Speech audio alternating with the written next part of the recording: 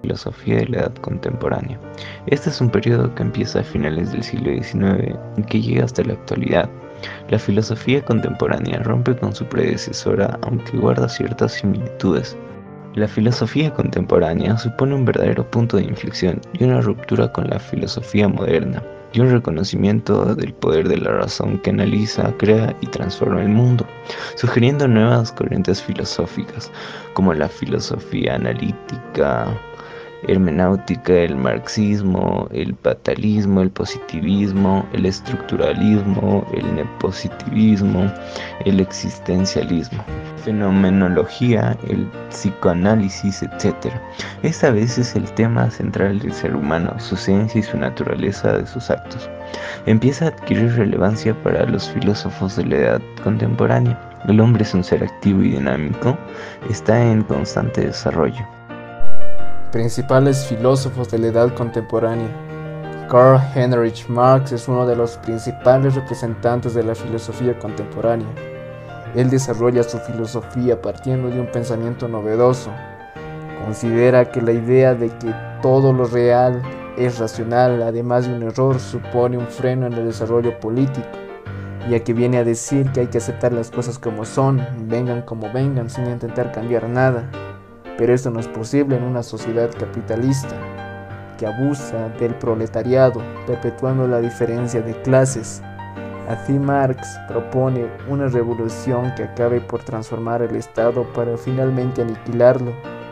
Según la teoría marxista, la tensión producida entre la clase obrera y capitalista llevará irremediablemente a su destrucción debido al empobrecimiento generalizado del proletariado, como consecuencia de la acumulación de la riqueza en manos de unos pocos, y estas mismas contradicciones internas provocarán su destrucción.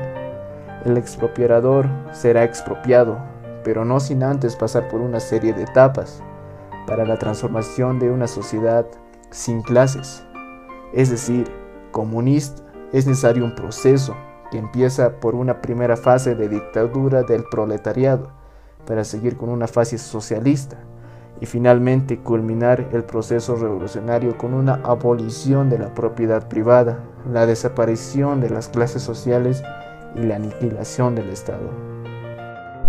Friedrich Wilhelm Nietzsche y su filosofía vitalista ejerció una fuerte influencia a finales del siglo XIX y buena parte del siglo XX, debido principalmente a su carácter crítico, pero también por su defensa de una transmutación de valores de la cultura occidental. El conjunto de su filosofía constituye una crítica a toda la cultura occidental, fundamentada en la metafísica, la moral y la religión, que han invertido a los valores de la vida. La base de la cultura occidental es el resentimiento contra la vida y por ello ha de ser superada. El superhombre es el centro de toda filosofía nietzscheana, porque el hombre es algo que ha de ser superado, y esta superación llegará con la muerte de Dios y la aceptación de que no existen valores donde agarrarse, no hay fundamentos. Es necesario destruir los antiguos valores para volver a construirnos unos nuevos. Es entonces cuando aparece el superhombre, porque el humano no es el estático, sino que es un constante devenir, es voluntad de poder creadora, que alcanza su máxima expresión con el entorno retorno.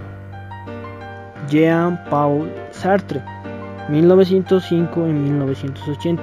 El filósofo y literato francés Jean-Paul Sartre es considerado como el principal representante de la corriente existencialista. Su implicación activa en la vida política lo ha convertido en un ejemplo de compromiso social y político. El pensamiento de Sartre se fundamenta en la fenomenología de Husserl para elaborar una teoría del ser que parte de la distinción de dos modos de ser, el ser en sí o de los fenómenos y el ser para sí, el de la conciencia. Él afirma que el ser humano es libertad, y en este sentido la libertad se presenta como una condena, ya que no es libre para dejar de ser libre. Está condenado a tener que elegir continuamente, y esto se manifiesta en la angustia, la experiencia metafísica de la nada o de la libertad sin dirección. Bertrand Russell, 1872 y 1970. Él hizo grandes aportaciones a la lógica matemática, pero con el tiempo se pasó al campo de la filosofía, y es, sin lugar a dudas, uno de los autores más conocidos e influyentes de la filosofía contemporánea, y ha pasado a la historia por su enorme sentido de la ética y a su consideración de la misma como de vital importancia para el discurso civil, defendiendo que hasta la razón debía estar subordinada a consideraciones éticas. Sus doctrinas más conocidas son las siguientes: construccionismo lógico, atomismo lógico y el monismo neutral. Además, escribe una serie de obras sobre problemas morales, religiosos y sociopolíticos. La filosofía de Russell se centró en la búsqueda de la verdad objetiva e impersonal, sucesivamente en la religión, en las matemáticas y en la ciencia. María Zambrano, 1904 y 1991. Su filosofía se mueve entre la ética y la poesía. Esta gran pensadora posee un estilo propio de escribir, un método único. María Zambrano habla en su obra de dos tipos de actitud: la actitud filosófica y la actitud poética. La primera es la que se origina cuando el ser humano se hace preguntas, y la segunda es precisamente la respuesta a esas preguntas. Su lenguaje original, su discurso crítico, que fomentó los largos debates que mantenía con su abuelo desde niña, y su gran sensibilidad la han hecho merecedora del reconocimiento del que hoy disfruta. Voy a hablar sobre las principales corrientes más destacadas, que son el positivismo, el existencialismo, el marxismo, el estructuralismo y el postestructuralismo.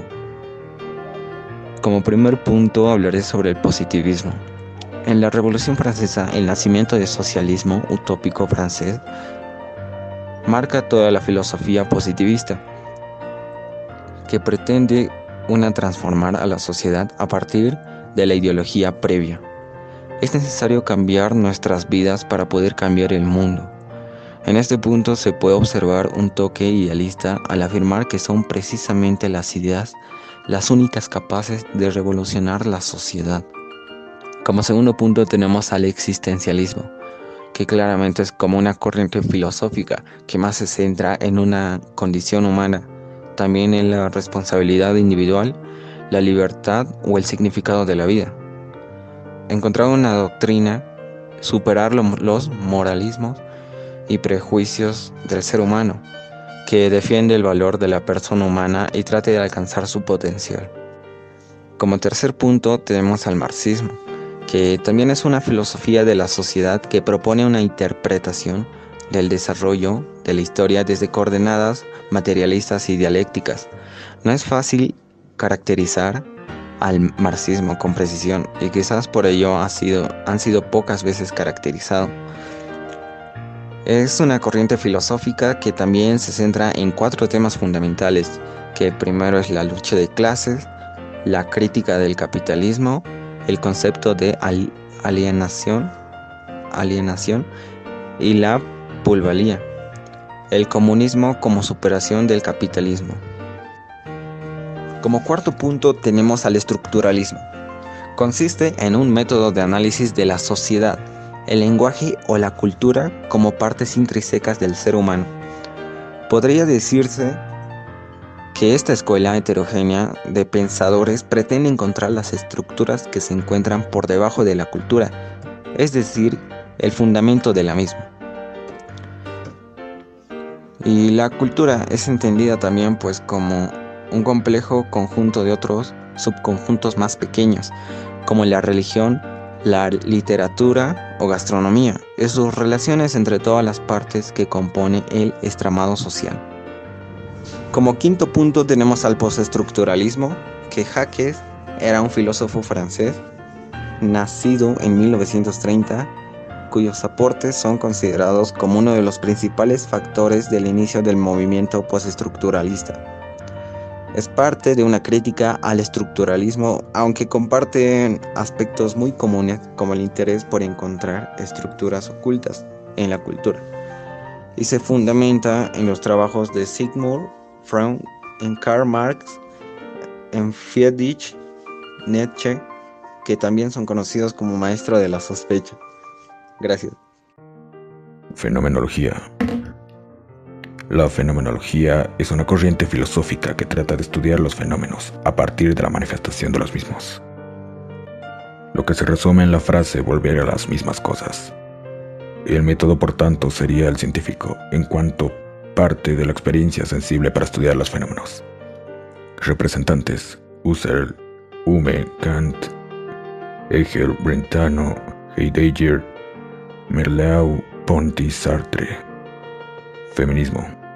Es un movimiento sociopolítico que trata de romper con las desigualdades y con el abuso de poder que reina en la sociedad capitalista y patriarcal, que presupone la dominación de unas clases, los hombres, sobre otras, las mujeres, por una simple discriminación infundada en base al género.